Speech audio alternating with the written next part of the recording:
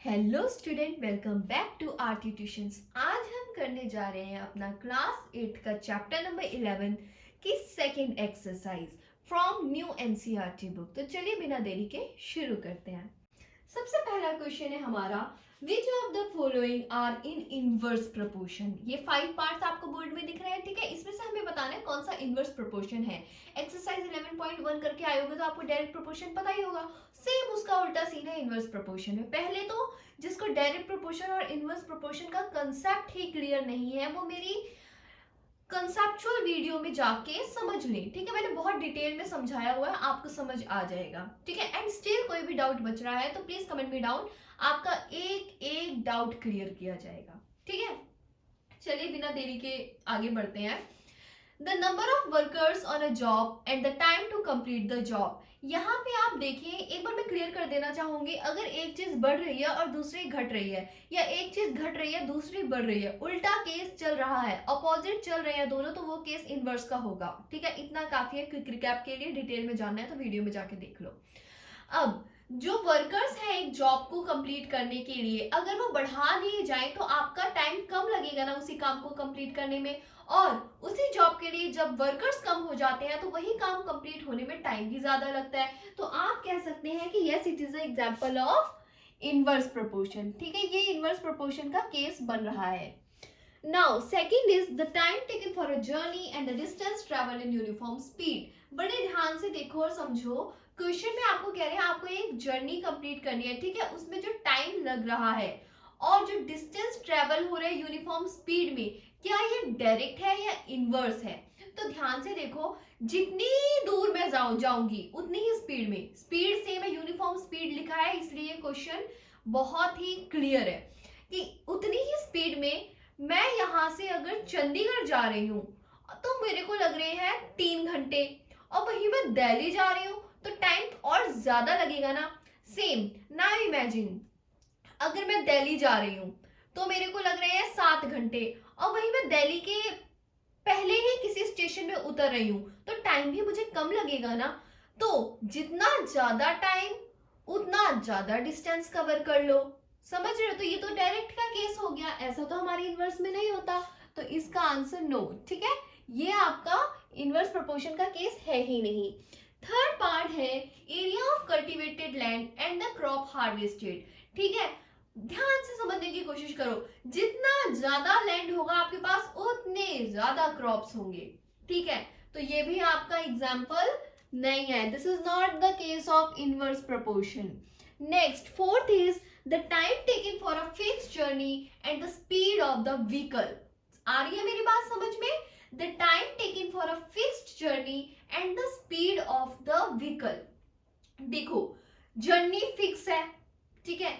अगर मैंने कहा कि मुझे दिल्ली जाना है तो वो दिल्ली ही जाना है, उसकी स्पीड, उसकी जो जर्नी है वो फिक्स है कि मेरे को कहीं और नहीं जाना। लेकिन स्पीड ऑफ द व्हीकल, अगर मैं स्पीड बढ़ा दूं तो मैं ऑफकोर्स दिल्ली जल्दी पहुंच जाऊंगी, एज कंपेयर टू अगर मुझे 7 आवर्स लग रहे हैं और मैंने स्पीड बढ़ा दी तो मैं 6 आवर्स में पहुंच जाऊंगी। लेकिन अगर मैंने स्पीड बहुत ही कम कर दी तो मुझे 8-9 घंटे भी लग जाएंगे। तो जर्नी अगर फिक्स है तो फिर आपका ये बन जाएगा इनवर्स प्रोपोर्शन का केस, ठीक है। आ रही है मेरी बात समझ में, क्योंकि स्पीड कम तो टाइम ज्यादा, स्पीड ज्यादा तो टाइम कम।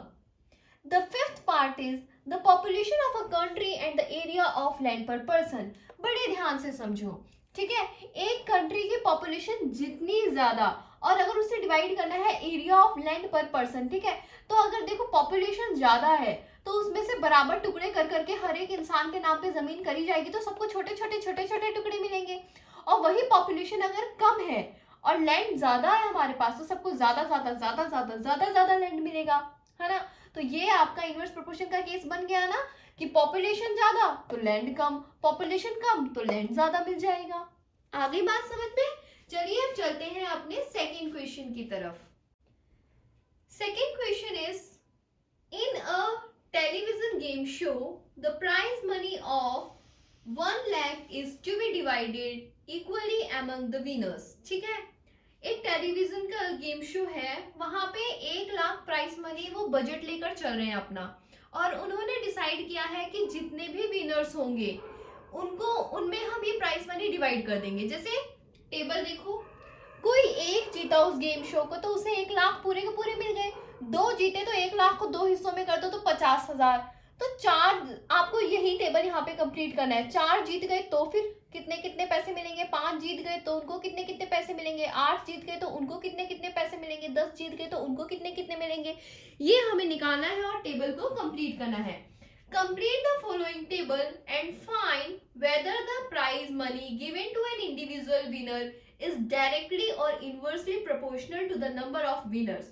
क्वेश्चन कह रहा है टेबल को कंप्लीट करो और फाइंड आउट करो कि ये जो मनी, प्राइस मनी इंडिविजुअल्स को दी जा रही है, ये डायरेक्टली प्रोपोर्शनल है या इनवर्सली प्रोपोर्शनल है। ठीक है, तो बड़े ध्यान से देखो, ये डायरेक्ट प्रोपोर्शन का केस बन रहा है, इनवर्स प्रोपोर्शन का। तो देखो जैसे जैसे हमारे विनर बढ़ते जा रहे हैं वैसे वैसे वैसे वैसे हमारा अमाउंट कम होता जाएगा पर पर्सन के लिए, पर विनर के लिए। ठीक है, तो ये हमारा बन गया इनवर्स का केस, बन गया ना इनवर्स प्रोपोर्शन का case.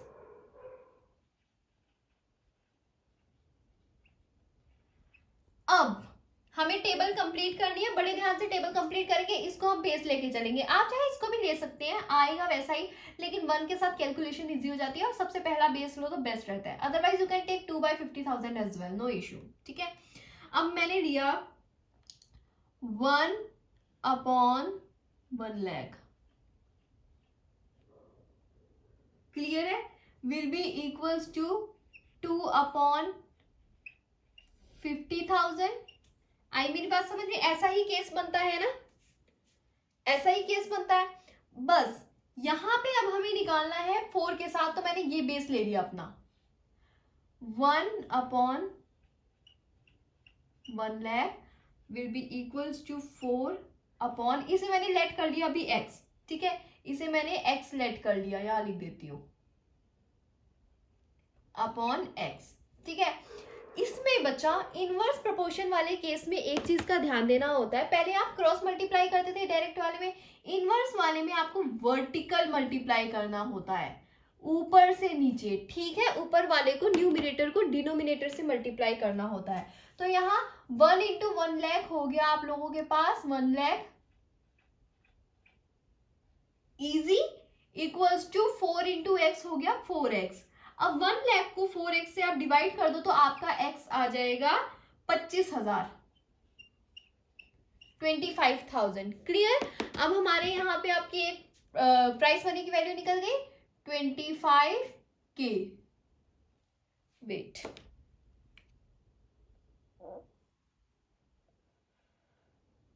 Hmm 25,000 is a price money. अब नेक्स्ट में आपको वो कह रहे हैं पूरी टेबल कंप्लीट करनी है, तो यहाँ पे भी मैं अगेन इसको मैं वाइलेट कर लेती हूँ। ठीक है, सेम ही प्रोसेस फॉलो होगा of course. 1/1 lakh equals to 5/y। Of course vertical ही करेंगे यहाँ पे, क्योंकि इनवर्स प्रोपोर्शन का केस है, बार बार नहीं बताऊंगी, याद रखो आप। ठीक है, यहाँ पे 1/1 लाख बना आपका of course 1 lakh equals to 5y। जब आप 5 को 1 लाख से डिवाइड करेंगे तो आपके पास क्या आ जाएगा, 5 को 1 लाख से डिवाइड करने के बाद 20,000, y की वैल्यू आ गई 20,000। टेबल पे फिल कर दो 20,000। नाउ नेक्स्ट इज आपका 8। अगेन मैं लेट कर लेती हूँ यहाँ पे z। ठीक है, इधर मैं कर रही हूं 1/1 lakh equals to 8/z। Now same vertical multiplication 1 lakh equals to 8z। जब 8 के साथ आप डिवाइड करोगे तो आपका आ जाएगा 12,500। z की वैल्यू आ गई 12,500। सब मल्टीप्लाई करके एक बार जरूर देख लेना। ठीक है, वीडियो को शॉर्ट एंड क्रिस्प बनाने के चक्कर में मैं माइंड में ही शॉर्टकट्स कर लेती हूँ, इसलिए आप एक बार चेक कर लिया करो श्योरली। ठीक है, कि यही आ रहा है कि कुछ और आ रहा है। z की वैल्यू आ गई 12,500, लिख दो। My main focus is on कि आपको कंसेप्ट समझ आ जाए। नेक्स्ट है आपका 10, इसे मैं ले लेती हूँ, आप कुछ भी लेट कर लो, जैसे ए लेट कर लिया, ठीक है। प्रोसेस तो सेम ही है, 1/1 इक्वल्स टू 10/a, ठीक है। Same 1 lakh equals to 10a, 1 lakh equals to 10a, और जब डिवाइड करोगे 10 से तो एक जीरो ऑफ कोर्स कम हो जाएगा, आपके पास आ जाएगा ए की वैल्यू 10,000, ठीक है। तो ऊपर टेबल में फिल करते जाओ साथ साथ। नाउ व्हाट इफ 20 विनर्स हो गए, तो 20 विनर्स के लिए निकाल लेते हैं। प्रोसेस सेम ही होगा, 1/1 लाख इक्वल्स टू, इसे मैंने लेट कर लिया बी, ठीक है। बी लेट कर लेंगे, कैलकुलेशन सेम ही है जैसे मैंने अभी तक कराई है, 20/b, ठीक है। अब सेम करेंगे, 1 लाख इक्वल्स टू 20b, 20 से डिवाइड करेंगे तो आपकी b की वैल्यू आ जाएगी यहाँ पे 5,000। तो यहाँ पे अगर 20 विनर्स हैं तो हर एक एक विनर को 5-5 हजार रुपए मिलेंगे। क्लियर? आ गई मेरी बात समझ में? आई होप बच्चे आपको कंसेप्ट क्लियर हो रहा है। चलते हैं अब अपने थर्ड क्वेश्चन की तरफ। Now the third question is, Rahman is making a wheel using spokes.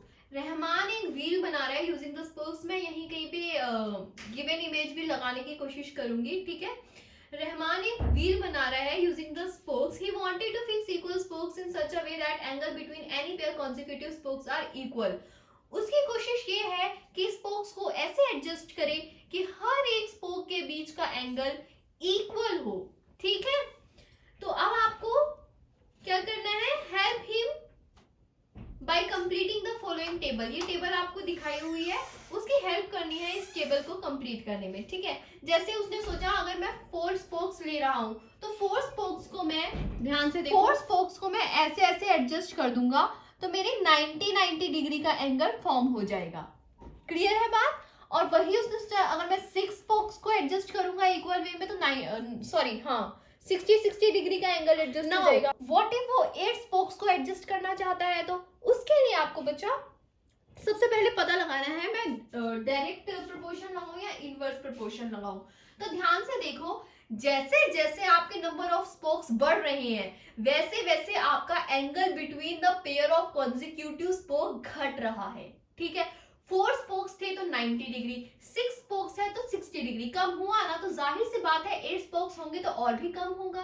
तो this is the case of inverse proportion, this is the case of inverse proportion.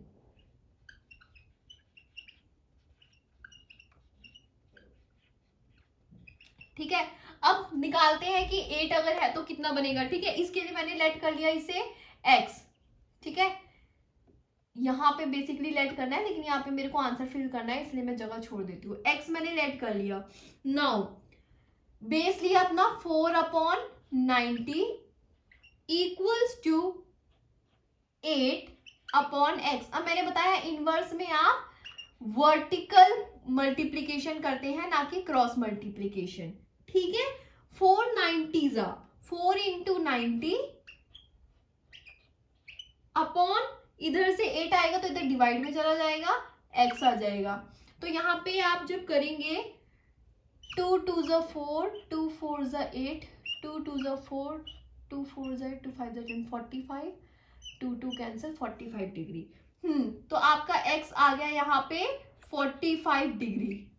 Clear है मेरी बात?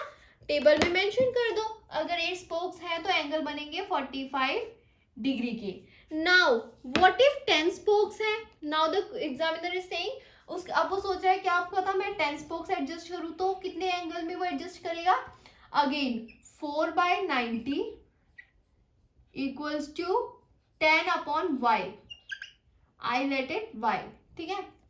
ध्यान से देखो, 4 इंटू 90 अपॉन 10, सिंपल, आ गई y की वैल्यू, 0 से 0 कैंसिल, 4 9 जा कितना हो जाएगा 36, यहाँ y की वैल्यू आ जाएगी आपके पास 36। जाहिर सी बात है 36 डिग्री। है ना, कितना सिंपल है। बच्चे पता नहीं क्यों डरते हैं, एक बार कंसेप्ट अच्छे से समझ ले तो फिर कोई टेंशन की बात ही नहीं है। 11 के 11 क्वेश्चन आप देख लो, उसके बाद मैं कहती हूँ एनसीईआरटी की कोई भी बुक उठा के कोई भी एग्जामिनर कितना भी क्वेश्चन ट्विस्ट करके दे दे, आप खुद सॉल्व करने लायक बन जाओगे। नाउ 12 स्पोक्स है तो जेड लेट कर लिया मैंने, ठीक है। 4/90 इक्वल्स टू 12/z। अब 4 into 90 upon by 12 equals to में z। वैल्यू निकालो, 2 2 ज़ा 4, 2 6 ज़ा 12, 2 1 ज़ा 2, 2 3 ज़ा 6, 3 1 ज़ा 3, 3 3 ज़ा 9, 0। z आ गया आपके पास 30 डिग्री। क्लियर?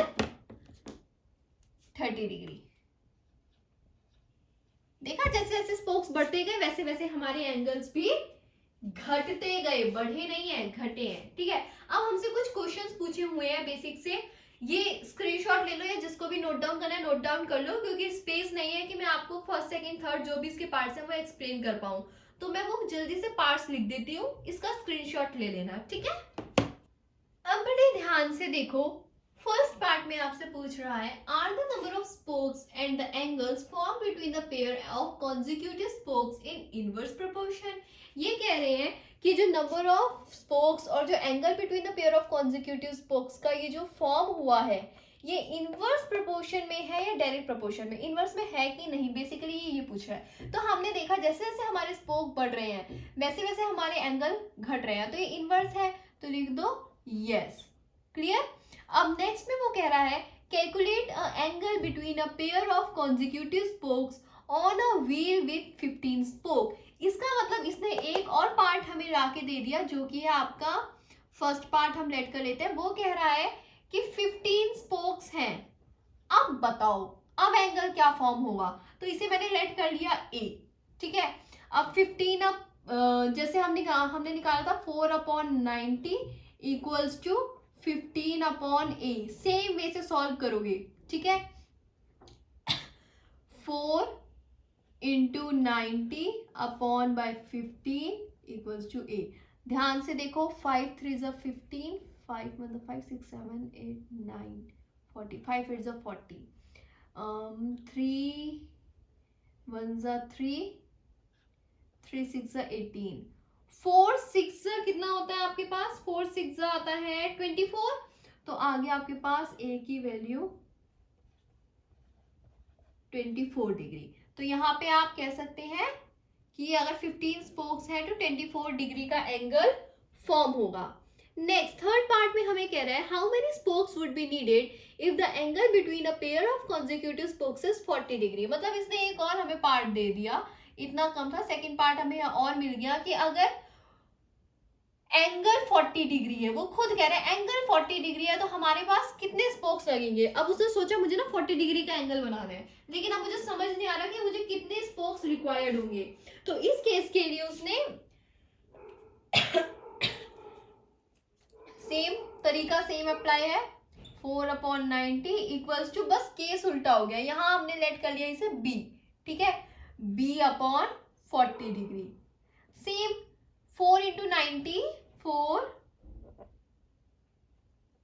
इंटू 90 अपॉन 40 आ जाएगा b आपका, 4 1 4, 4 10 40, 0 0 कैंसिल, 9, b की वैल्यू आ गई 9। तो हमें कितने स्पोक्स लगेंगे 40 डिग्री के लिए, 9 स्पोक्स लगेंगे। क्लियर? आ गई बात समझ में? कोई भी डाउट हो तो कमेंट में मेंशन कर देना, मैं आपका एक एक डाउट क्लियर कर दूंगी। Otherwise visit my Insta ID that is aarti_tuitions, वहां पे मुझे डीएम कर देना, हर एक डाउट किसी भी चैप्टर का किसी भी क्वेश्चन का मैं क्लियर करूंगी, ठीक है। चलते हैं अब अपने फोर्थ क्वेश्चन की तरफ। Now the fourth question is, if a box of sweets is divided among 24 students, they will get 5 sweets each। ठीक है, अगर एक स्वीट का बॉक्स है वो 24 बच्चों के बीच में डिवाइड किया जा रहा है और हर एक बच्चे को 5 पीसेस मिल रहे हैं, okay, how many would each get if the number of students is reduced by 4। और अगर 4 बच्चे कम कर दिए जाएं तो अब कितने पीसेस सबको मिलेंगे, ठीक है। तो ध्यान से देखो, यहाँ पे नंबर ऑफ चिल्ड्रन और नंबर ऑफ स्वीट्स की बात हो रही है, ठीक है, नंबर ऑफ चिल्ड्रन और number of sweets given to each children.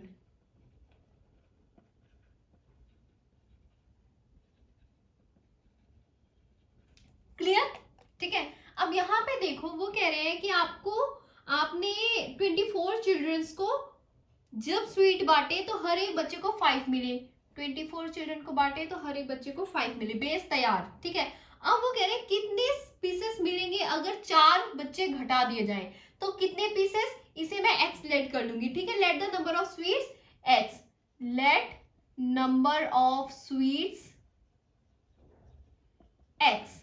अब देखो इसे मैंने एक्स लेट कर लिया, ये फाइंड आउट करना है। लेकिन वो कह रहे हैं कि 4 बच्चे घटाए, तो बच्चे यहाँ गलती क्या कर देते हैं, वो 4 लिखा तो 4 ही लिख देते हैं। लेकिन नहीं, वो कह रहे हैं 4 स्टूडेंट्स रिड्यूस किए। रिड्यूस मतलब पहले कितने थे 24। ठीक है, पहले कितने थे 24 में से 4 रिड्यूस कर दिए, तो अब आपके पास 20 चिल्ड्रन है ना, तो यहाँ पे 20 आएगा। ठीक है, इसी तरह छोटे छोटे चीजों में बस क्वेश्चन को ट्विस्ट किया जाता है, बाकी तो सेम ही सीन रहता है। अब समझ लेते हैं कि इनवर्स प्रोपोर्शन का केस बन रहा है या फिर नहीं।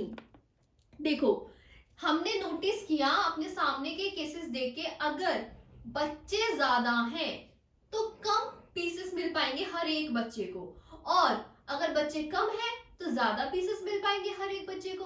तो ये कम ज्यादा मैच नहीं खा रहा, पीसेस कम बच्चे ज्यादा, बच्चे कम पीसेस ज्यादा। तो ये बन गया हमारा केस ऑफ इनवर्स प्रोपोर्शन। ये बन गया हमारा इनवर्स प्रोपोर्शन का केस। ठीक है, इनवर्स प्रोपोर्शन में हमें क्या करना है, हमें पता ही है 24/5 इक्वल्स टू 20/x, x निकालना है। लेकिन यहाँ पे इनवर्स प्रोपोर्शन में हमें क्रॉस मल्टीप्लाई नहीं, वर्टिकल मल्टीप्लाई करना है। तो यहाँ पे हम देखेंगे आगे हमारे पास 24/5 अप ऑन में 20 इक्वल्स टू x करके देखो। 5 1 5, 5 4 20, 4 1 4, 4 6 24। क्लियर है, सिंपल, समझ आ गया। x की वैल्यू आ गई हमारे पास 6। तो hence now you can say that अगर बच्चे 4 कम कर दिए जाएं तो सबका एक एक स्लाइस बढ़ जाएगा, और यहाँ पे हर एक बच्चे को 6 स्लाइसेस मिल जाएंगी। क्लियर है? अब चलते हैं अपने 5th क्वेश्चन की तरफ।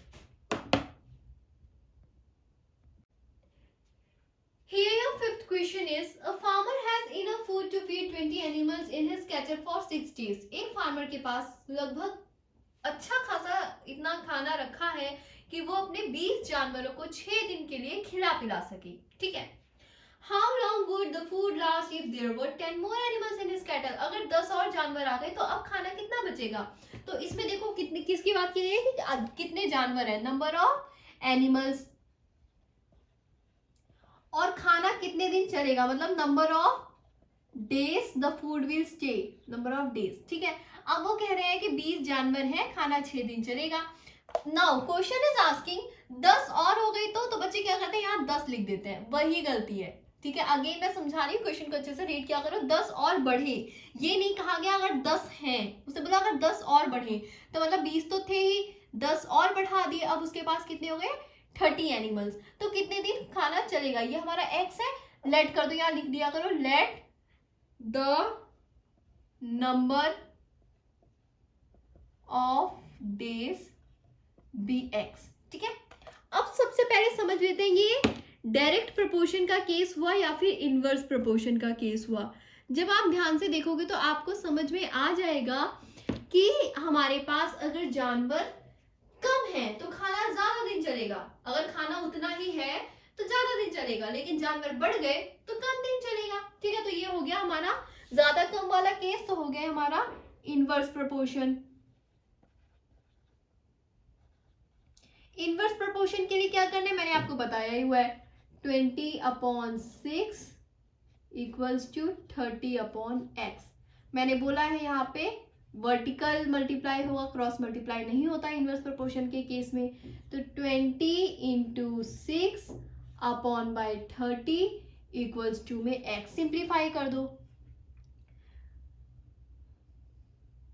3 2 6, 3 10 30, 2 1 2, 2 5 10, 5 1 5, 5 4 20, x की वैल्यू आ गई 4 डेज। क्लियर? तो आपको आपको पता लग गया, हमारा अगर 30 एनिमल्स है उसके पास तो उसका खाना चलेगा अब 6 डेज की बजाय 4 डेज। क्लियर? अब चलते हैं हम अपने 6th क्वेश्चन की तरफ। Our 6th question is, a contractor estimates that 3 persons could rewire Jasminder's house in 4 days.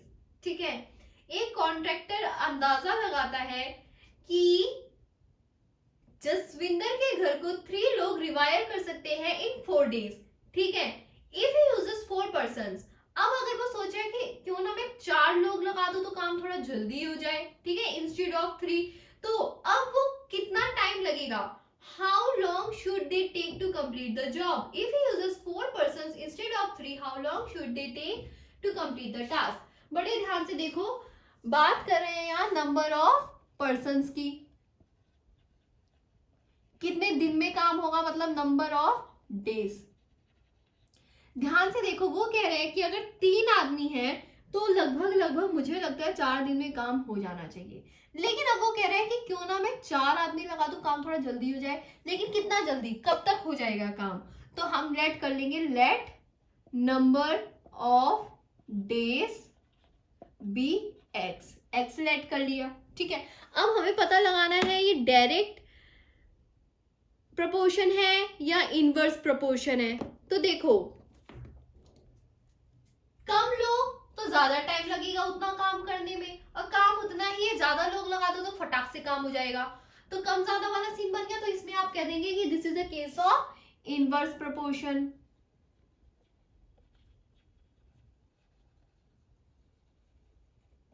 Clear? तरीका same, 3/4 equals to 4/x। Vertical multiplication करनी है, क्रॉस मल्टीप्लीकेशन नहीं करनी। इतनी बार बता चुकी हूँ, फिर भी गलती कर दो तो हद्दी है भाई। सिंपल, कुछ भी मुश्किल था? कहीं पे भी मुश्किल लगा? माइंड में ही इतनी कैलकुलेशन हो जाती है, लेकिन स्टेप में थोड़ा बहुत शो करना होता है। सही बोलूं तो यहाँ पे एक स्टेप और होता है, मैं थोड़ा शॉर्टकट में कर देती हूँ। देखो तो आ गया आपका 3 × 4 इक्वल्स टू 4x। उसके बाद ये 4 यहाँ डिवाइड में जाता है। जिसको नहीं समझ आया उसके लिए मैं बता रही हूँ। मैं यूजुअली यही करती हूँ कि इतना तो आपसे लॉजिक एक्सपेक्ट कर ही सकती हूँ, 8th स्टैंडर्ड में हो, ठीक है। आगे अब आप यहाँ पे लिख सकते हो कि अब जसविंदर की घर की वायरिंग 3 डेज में हो जाएगी। x मतलब वैल्यू निकल आई 3 डेज। चलिए अब चलते हैं अपने 7th क्वेश्चन की तरफ। 7th question is, a batch of bottles were packed in 25 boxes with 12 bottles in each box। ठीक है, बैच ऑफ बॉटल्स पैक की गई हैं 25 बॉक्सेस में, और हर एक बॉक्स में 12 बॉटल्स हैं। If the same batch is packed using 20 bottles in each box, अगर सेम ही बैच पैक किया जाए यूजिंग 20 बॉटल्स, पहले 12 बॉटल्स थी, अब अगर 20 बॉटल्स हो तो फिर how many boxes would be filled, तो कितने बॉक्सेस फिल्ड होंगे? तो बड़े ध्यान से देखो, यहाँ पे नंबर ऑफ बॉक्सेस की बात की गई है, नंबर ऑफ बॉक्सेस, और एक बॉक्स में कितनी बॉटल होंगी, मतलब number of bottles in each box. Clear? पहले उसने कहा था 25 बॉक्सेस है और हर एक बॉक्स में 12 बॉटल, लेकिन अब वो कह रहा है कि 20 बॉटल्स कर दे हम 12 की जगह, तो कितने बॉक्सेस रिक्वायर्ड होंगे? Let the boxes be x, let the number of boxes be X. ठीक है, सेम तरीका। पहले तो बताओ यहाँ इनवर्स लगेगा कि डायरेक्ट प्रोपोर्शन? अब हम देख रहे हैं कि अगर हमारी जो बॉटल्स हैं वो कम थी, ठीक है, तो हमें बॉक्सेस लग रहे थे 25। अब बॉटल्स ज्यादा हैं तो हमारे बॉक्सेस कम लगेंगी, ठीक है। बॉटल ज्यादा बॉक्सेस कम, बॉटल कम बॉक्सेस ज्यादा। इनवर्स प्रोपोर्शन वाला केस बन रहा है, तो यहाँ पे आप लिखो this is the case of inverse proportion. This is the case of inverse proportion.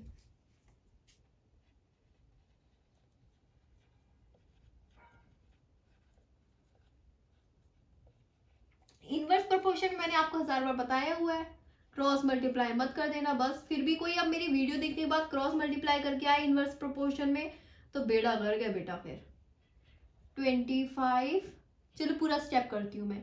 25 into 12 equals to x into 20, इधर से 20 चला गया मल्टीप्लाई में, तो 25 इंटू 12 अपॉन में 20 इक्वल्स टू x। 2 6 ज़ा 12, 2 10 ज़ा 20, 2 3 ज़ा 6, 2 5 ज़ा 10, 5 1 ज़ा 5, 5 5 ज़ा 25, 5 3 ज़ा 15। x की वैल्यू आ गई 15। x की वैल्यू क्या आ गई 15, मतलब कि कितने बॉक्सेस लगेंगे 15 बॉक्सेस। लिख दो, मेंशन कर दो ऊपर।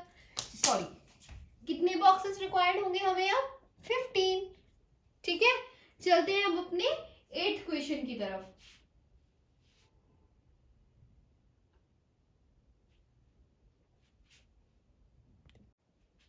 Now our 8th question is, a factory requires 42 machines to produce a given number of articles in 63 days. एक फैक्ट्री को 42 मशीन्स की रिक्वायरमेंट होती है ताकि वो जो उनको आर्टिकल्स प्रोवाइडेड हैं वो 63 डेज में कंप्लीट कर सके। How many machines would be required to produce the same number of articles in 54 days. कितनी मशीन चाहिए होगी अगर मुझे उतने ही आर्टिकल्स 54 डेज में देने हैं। पहले देखो 63 डेज में देने थे, आओ टेबल के साथ समझते हैं। पहले बात कर लेते हैं नंबर ऑफ मशीन्स और फिर number of days. Number of machines, समझ आ रही है ना बेटा आपको मेरी बात? जिसको नहीं समझ आ रही है कमेंट कर देना, मैं समझा दूंगी। जो डाउट है वही कमेंट कर देना, ठीक है। वो कह रहे हैं 42 मशीन्स रिक्वायर्ड है to complete the articles in 63 days. लेकिन अब वो कह रहे हैं कि 63 डेज में नहीं चाहिए भाई, जल्दी चाहिए हमें, तो 54 डेज में चाहिए। ठीक है, तो जाहिर सी बात है, इतना दिमाग लगाओ आप लोग। हम लेट कर लेंगे यहाँ पे पहले, let number of machines be X, या मैंने एक्स लेट कर लिया। ठीक है, अब थोड़ा सा भी आप लोगों में दिमाग हो, पहले 63 डेज में 42 मशीन्स रिक्वायर्ड थी, अब 54 डेज मतलब दिन कम कर दिए तो मशीन ज्यादा चाहिए ना भाई। तो ये केस डायरेक्ट बना या फिर इनवर्स बना? ऑफ कोर्स इनवर्स बना। आ रही है मेरी बात समझ में? ये केस बना हमारा इनवर्स प्रोपोर्शन।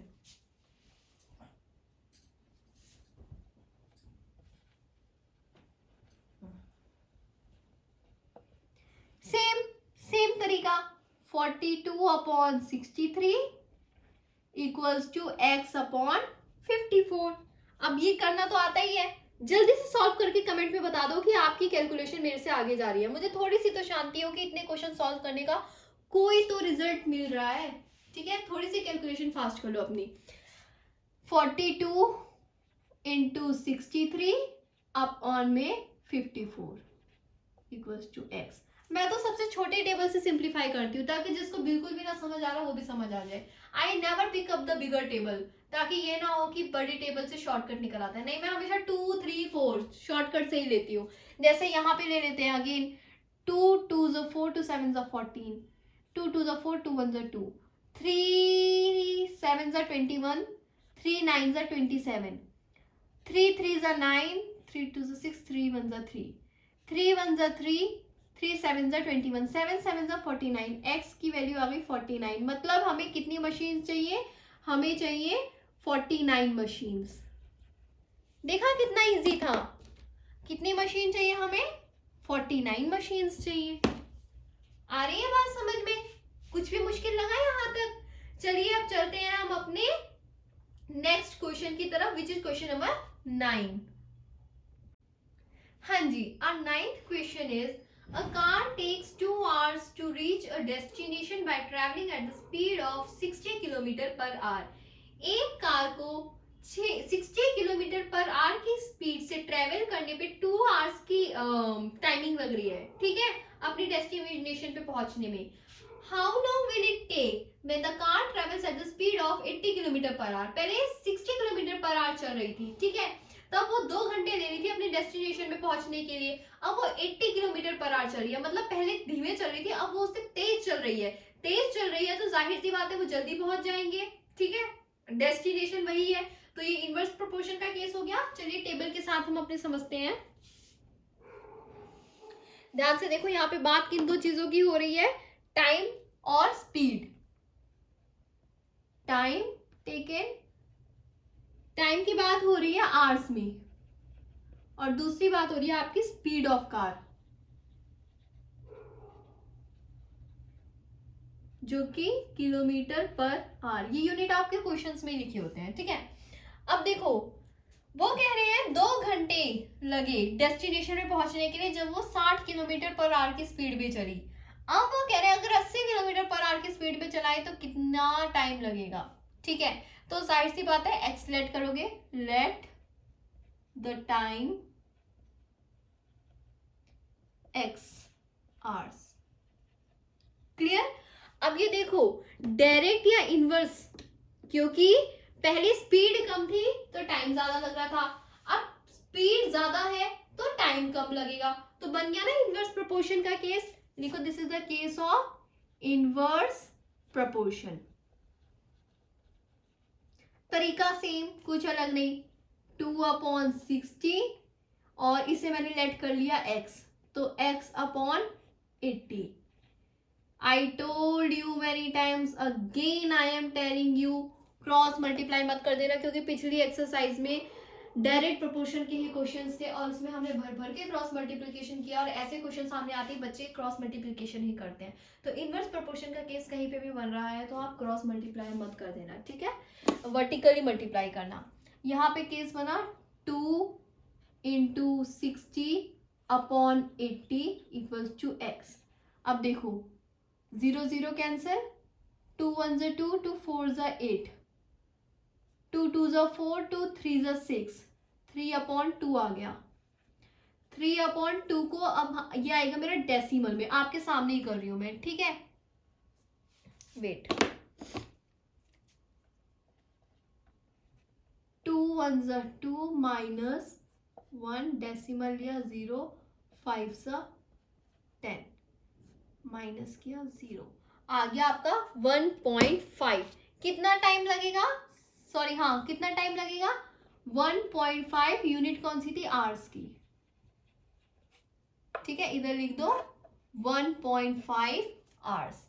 आगे बात समझ में, एम आई क्लियर। चलते हैं अब अपने 10th क्वेश्चन की तरफ। Now the 10th question is 2 people could fit new windows in a house in 3 days। 2 लोग मिलके एक नए घर में विंडो फिट कर रहे हैं विद इन 3 days, ठीक है, 2 लोगों को 3 दिन लग रहे हैं। First part, one of 2 person fell ill before the work started. उनमें से एक इंसान बीमार हो जाता है काम शुरू होने से पहले ही, तो अब वो काम होने में कितना टाइम लगेगा। सेकेंड पार्ट है how many person would be needed to fit the windows in 1 day. अगर मेरे को अब काम एक ही दिन में चाहिए भाई, तो कितने लोग लगेंगे। तो बड़े ध्यान से देखो, आओ सॉल्व करते हैं मिलके। यहाँ बात की जा रही है नंबर ऑफ पर्सन की और नंबर ऑफ डेज की।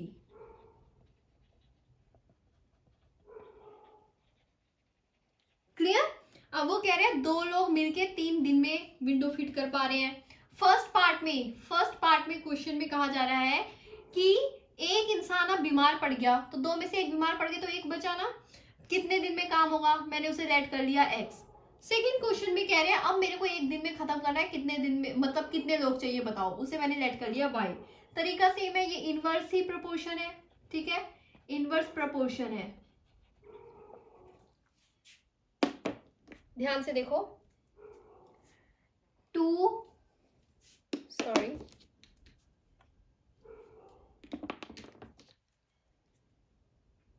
= 1/x। ऐसे ही किया ना हमने, वर्टिकल कर लो अब, 2 × 3 = x, 6, x = 6, मतलब 6 डेज में एक इंसान काम कर पाएगा, 6 दिन में। अब ये था हमारा first part. Now the second part is saying how many person would be needed to fit the windows in 1 day. अब एक दिन में करना है, एक दिन के लिए सेम 2/3 = y/1। तो ये हो गया 2 × 3 = y/1, y आ गया 6, मतलब कि 6 लोग चाहिए मुझे एक दिन में करने के लिए, 6 लोग चाहिए, आ गया 6 पर्सन। ठीक है, क्लियर है मेरी बात। चलते हैं अब अपने 11th क्वेश्चन की तरफ। 11th question is a school has 8 periods a day each of 45 minutes duration। School में 8 पीरियड्स होते हैं, हर एक पीरियड होता है 45 मिनट्स का। How long would each period be if the school has 9 periods a day.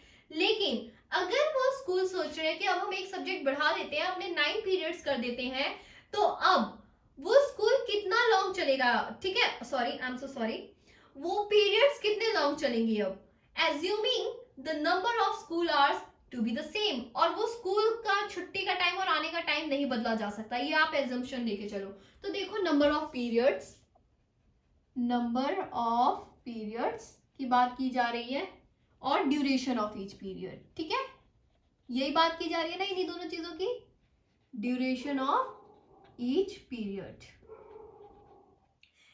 8 periods थे तो 45 minute का था, इधर लिख देती हूँ मिनट, 45 मिनट्स का था। अब वो कह रहे हैं 9 पीरियड्स करने हैं तो कितना टाइम लगेगा, इसे लेट कर लो, let duration of each period be x, let duration of each period be x.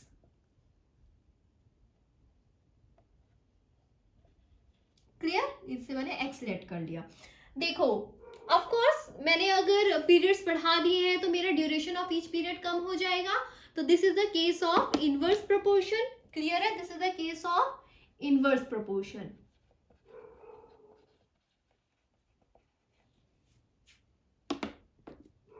Same तरीके से करेंगे,